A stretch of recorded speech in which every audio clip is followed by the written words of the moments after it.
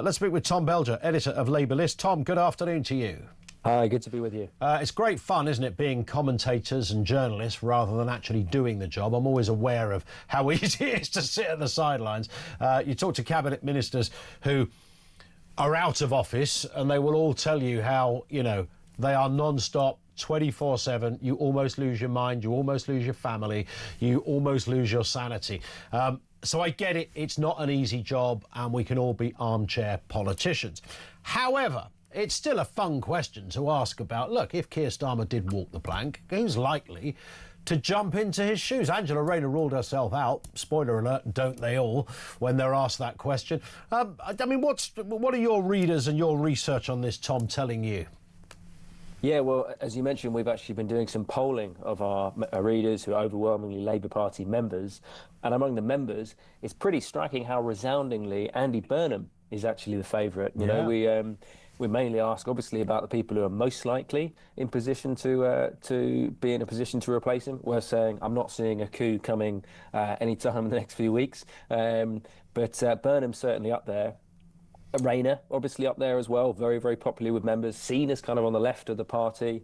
And then behind her, it's actually a big, big gap. But Wes Streeting, someone seen generally as a bit more on the right of the party, but a great communicator, someone a lot of members are quite happy with in terms of NHS delivery, you know, of getting down waiting lists, also popular.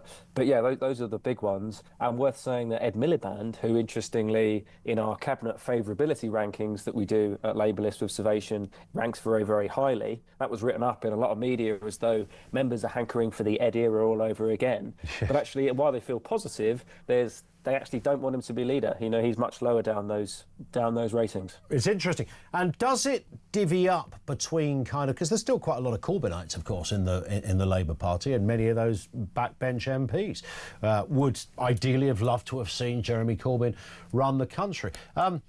Has that changed in recent years? Are people having a bit of a reality check, although Corbyn's now off doing his own thing, of course? But is there still that appetite? You mentioned Ed Miliband and, you know, and even Angela Rayner. Many still associate those two with a more Corbyn-flavoured Labour Party.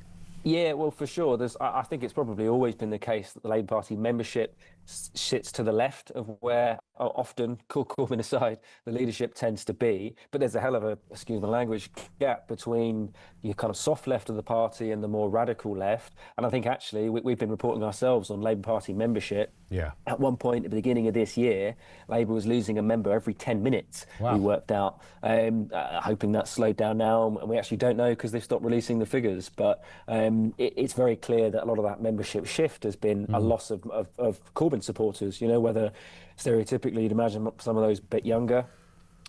So actually, you know, the party, you know, people who remain probably more likely to be Starmer supporters, or at least, yeah, across the board, more centre and centre left, centre right of the party. And there is a kind of, I mean, I loved the Corbyn Labour Party, oddly. Not that I would vote for things the Corbyn I didn't think Labour I'd Party. hear. Yeah. No, but the reason being is because I love living in a democracy. You know, when people say, oh, the Green Party are this, and I think, no, we're not North Korea. We're meant to have this spectrum of choice. You know, I would respect somebody who's reform, somebody who's green, etc. That's the whole point of our system. And then we, you know, go to the ballot box. I know it's not a perfect system, but you know, that's how it works. And with Corbyn, I knew exactly where. I mean, the guy was a great communicator when he got on to, you remember the first election against Theresa May, when she was riding high in the polls, and then they unleashed them both onto the TV to start debating. And of course his strongest point is debating and her weakest point is debating, so you sort of had this curious surge in the polls for Corbyn.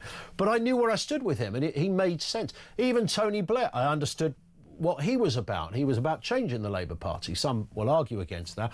Keir Starmer's a little more difficult, really, because it's hard to point and go, right, that's what he stands for. Yeah, no, it's a really interesting point. I actually do think there is a kind of boringly simple thing that Keir stands for, and just standing for wanting working people to be better off. I think it's nothing more sophisticated and interesting or or developed or some might laugh at that complicated statement. than that. Some might think, hang on, it must be better off being taxed out of our own socks at the moment. But well, exactly. There's all sorts of challenges and accusations you can make about where they're falling short of that. What I think is interesting, though, is, as you say, there's this perception that it's not clear what he stands for. That he's shape-shifted a little bit too much. And actually, this fits into some other news today, aside from the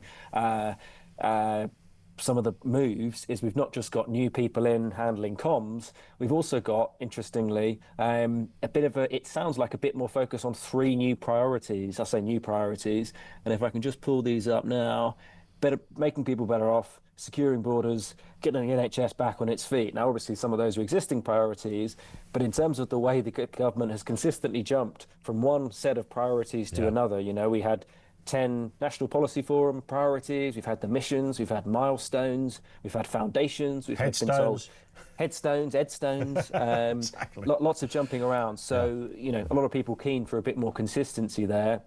And a lot of hopes that these kind of changes will help out with that. That said, there's equally some people probably thinking, well, don't shoot the messenger. The key thing is about having a story, an overriding story that people can connect with. But don't get me wrong, it's easy to say, do better comms. Yeah. Doing that in practice, when you're getting hammered from all sides, when events come up, is very, very tricky. And getting that cut through in the media, when obviously what the media want to talk about, what voters want to hear about, isn't necessarily what Starmer wants to talk about. So it's as you say, it's easier to be an armchair pundit than a politician. That's very true. And I mean, just a final point on the kind of leadership. Obviously, the Labour Party is the mechanisms around the appointment of the Labour Party are very different to the Conservative Party, who tend to sort of just eat their own when they're fed up with them. And we saw that in the last 5 years, where we had, I think the last figure was 127 leaders of the Labour Party in about half an hour of the Tory Party. And now, of course, it's very different over there at the Labour Party. Keir Starmer can't just fire Angela Rayner, for example. And Keir Starmer's not likely to be unseated. He'd have to leave himself.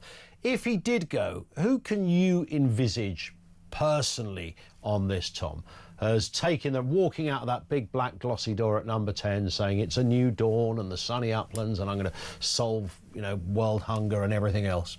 Well, it's a really boring answer to say, who knows? But what I would say is, for all that, looking at the statistics, you go, if Burnham were able to run, he'd clearly be very popular with members. I think the big question is, I guess, well, how much support he's got amongst MPs, but also whether he actually could stand, because quietly, some other party introduced what some people called the Burnham rule last year, where I'm not sure it was actually to do with Burnham, but it basically means he can't be Metro Mayor of Greater Manchester and an MP at the same time. Yeah. So he's got to choose, do I jump early? And then everyone will think, what are you doing jumping ship to be Labour leader? We've got an election to fight.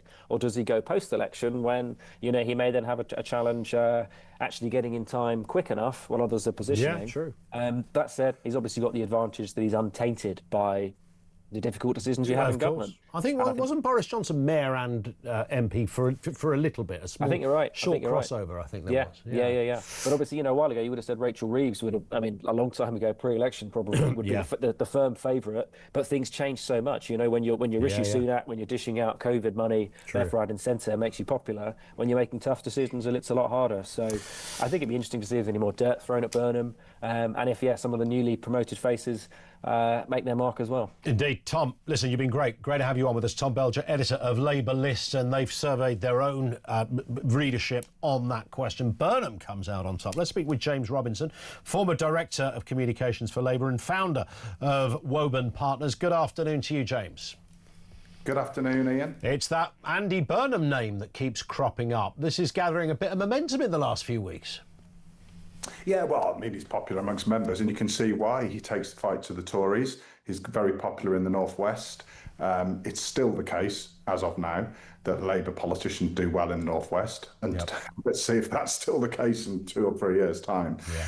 So Andy's got the common touch, and he's personable and popular. But obviously, I think as your last guest alluded to, it's slightly easier to be in a Labour-held area with the Labour voters, where you've got a very good chance of winning every time. Much more difficult to lead the whole country. Yeah. That sounds like a truism, but that's the challenge, isn't it, for someone coming to the national and getting the biggest job. Absolutely, and it, perceptions become reality in politics, don't they? Rather annoyingly for politicians, as Tom just said a second ago, there was a point when people looked at Rachel Reeves, and I can remember in opposition, she said all sorts of things, often to the right of the Conservative Party at the time, and people thought, oh, Rachel Reeves, that's a new leader.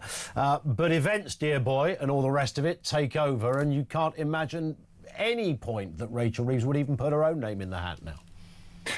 Well, I think that was inevitable, to be honest, because if you're Chancellor at a time when taxes are at the highest they've been since the Second World War, and the finances are in a worse state since any time in the last 50 years, and that was her inheritance, regardless of, I'm not spinning for Labour, fair point. And you're not going to really be able to do anything that makes you particularly popular as a Chancellor. So I'm not surprised that her popularity has declined. In terms of what's likely to happen, I mean, there's always rumours around, how long somebody's going to last. People say Keir Starmer wouldn't last beyond the summer. Some saying won't last beyond Christmas. Others saying he's going to go halfway through the Parliament. And none of this is actually evidence-based, but, people speculate and then people join in with that debate. Do you see him going full term, James? Yeah, I do. I mean, I agree that politics is about momentum, is what you've just been describing. Yeah. And there is some evidence in the fact that the polls exist and they are a snapshot of how people would vote now. And clearly they wouldn't vote Labour, while 20% would. But without being too boring about the parliamentary procedure or the Labour rule book, yes, you just can't. It's not like the Tories. No. You could just write a letter, couldn't you? Didn't it? You had to sign it, but it wouldn't be made public that you had. So 20, 30 MPs could sign a letter saying, got no confidence in the Prime Minister and the leader of the Tory party, and there you go, triggered an election. This is different. You'd have 20% of Labour MPs would have to write, and their names would become public. So you need a fifth of the Labour Party, and there's, 380 of them. Yeah. So what's that? I should have checked before I came on. 72. 72? That's is that one. Labour MPs, something like that? No chance. No, that's not going to happen. He'd have to go of his own volition, and he'd have to go.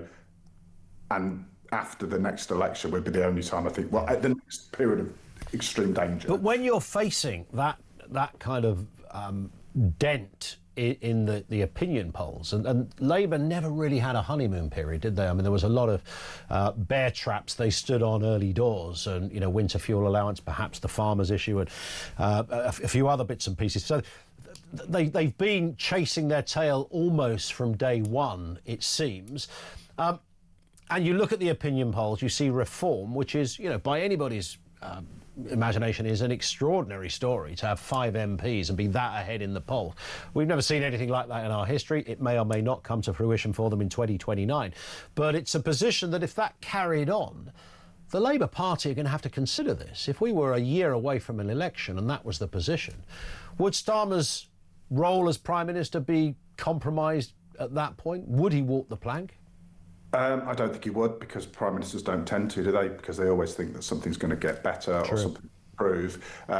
If history is any judge, I think the next elections, as I said, in May of next year, Scotland and Wales, countless councils, that will be a wake-up call, and that will scare people. Yeah. That will frighten MPs, because they'll look at the impact that would have on their own seats if those local results were national results, and they will start to get alarmed. There are already people openly talking about replacing Keir Starmer, to be honest. It's already happening in the Labour Party. I hear it every day. Yeah, of course. But that's just, you'd expect there to be jitters. I think your question is hard to answer, but I think my feeling is, unless someone's brave enough to challenge him, and I don't think anyone is, he won't go. Final question then, James. Well, I was about to say final question, and you're probably not going to want to answer this. Is who would you choose to replace Keir Starmer? Well, there's 3 candidates, just hedging my bet. I mean, it's Angela. If Angela Rayner, Angela's the favourite, then Wes Streeting's the other one, and the third one, who's slightly less obvious to your viewers, I'm sure, is Shabana Mahmood. Those are the 3 that I think have the best political instincts. I have my preferences, but I'm not going to reveal them. because I'll probably change in 3 months' time anyway. but those are the three. Listen, great to have you on, James. Appreciate your time, sir. Thank you. James Robinson, former Director of Communications for Labour, founder of Woburn Partners. Thank you to him. Thank you to Tom Belger as well. Two left-wing thinkers and their thoughts on it. And in the case of Tom, the thoughts of his readership over there at LabourList.